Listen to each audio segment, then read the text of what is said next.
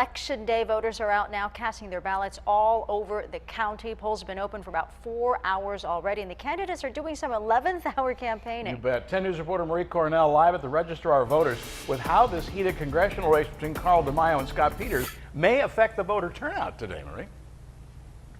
Well, Bill, leading up to today's election, the county registrar's office got a number of phone calls from voters who wanted to know why that specific race wasn't on their ballot, which shows this got the attention of people who don't even live in that district. Voters are weighing in on who they want in certain positions, and what's gotten a lot of attention is the race between DeMaio and Scott Peters in the 52nd Congressional District. Both candidates spent the morning heading to their polling locations, DeMaio walking hand in hand with his partner to cast his ballot, defending himself against recent accusations of sexual harassment. When they can't argue with our ideas, they go down, dirty, false, and nasty on a personal level.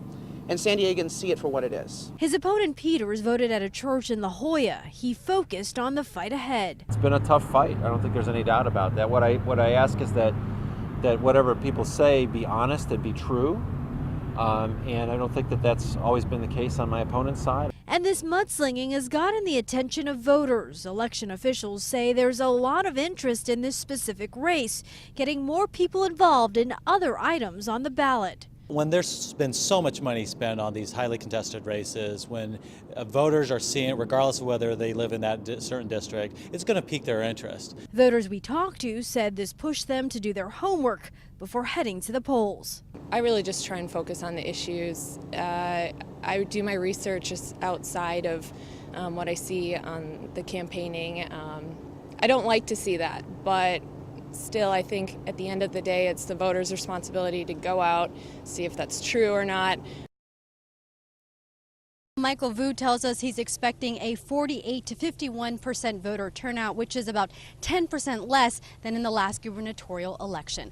Live from Kearney Mesa, Marie Cornell, 10 News. Thank you, Maria. Also today, several San Diego County mayors are up for re-election or they're leaving office because of term limits. We could see some seats changing hands. Now, in the South Bay, current Chula Vista Mayor Cheryl Cox has reached her term limit, so former Councilman Jerry Rendon is facing off now against Councilwoman Mary Salas. Rendon is pushing to bring a 4-year college to that area, possibly to the Olympic Training Center. Salas says she is looking to hire 21 more police officers. In Imperial Beach, incumbent Jim Janney is being challenged by Serge Tadina, the executive director of the group Wild Coast. Janney says he wants to keep the town's classic Southern California vibe. Tadina says he is looking for more city investment in neighborhoods.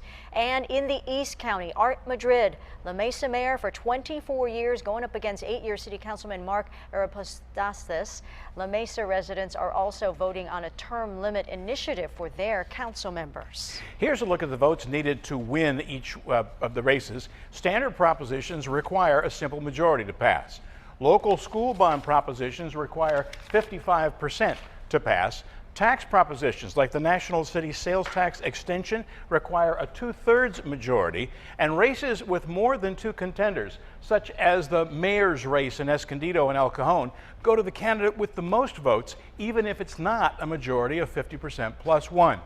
Nationwide, voters today will determine also which party controls the Senate for the next couple of years, as well as the makeup of the House and 36 governorships. If Republicans take over control of the Senate, it would slow down the president's agenda for the remainder of his term. Republicans last held the majority in the Senate in 2006. And of course, 10 News will have complete election coverage throughout the day and tonight. Live updates every hour beginning at 8 when the polls close, and we'll carry continuing live updates crawling across the bottom of your screen throughout the night when you're watching your favorite programs. And then at 10, we begin non-stop election coverage from 10 News and ABC News with the vast resources, with a complete wrap-up of 10 News, on 10 News, I should say, at 11. Of course, you can always go to 10news.com and get up-to-the-minute results anytime after the polls close today.